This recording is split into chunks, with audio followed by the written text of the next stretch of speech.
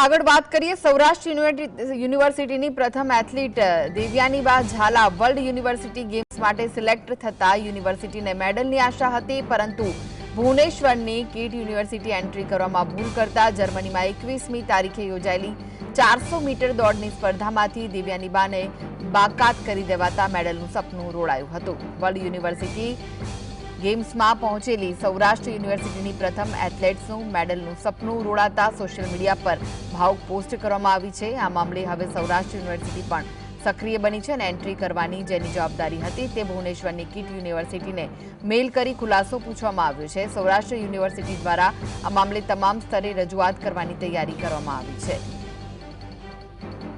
જમવાનો ફ્લાઇટનો બધો જ ખર્ચો યુનિવર્સિટીએ આપેલો હતો અને ત્યાં મેડલની 110% શક્યતા હતી, પણ કીટ યુનિવર્સિટીનું આયોજન હતું અને એ લોકોએ એન્ટ્રી મોકલવાની હોય અને એ લોકોએ એન્ટ્રી મોકલી નથી શક્યા। એના હિસાબે દેવ્યાનીબાને 400 મીટરમાં વર્લ્ડ યુનિવર્સિટીમાં જર્મની મુકામે પાર્ટિસિપેટ કરવા દેવામાં નથી આવ્યું। એનો અમે મેલ દ્વારા ખુલાસો પોસ્ટ કર્યો એઆઈયુને, કીટ યુનિવર્સિટીને, સીએમને, પીએમને, સ્પોર્ટ્સ મિનિસ્ટરને, બધાને અમે રિક્વેસ્ટ કરી છે અને મેલ પણ કરેલા છે।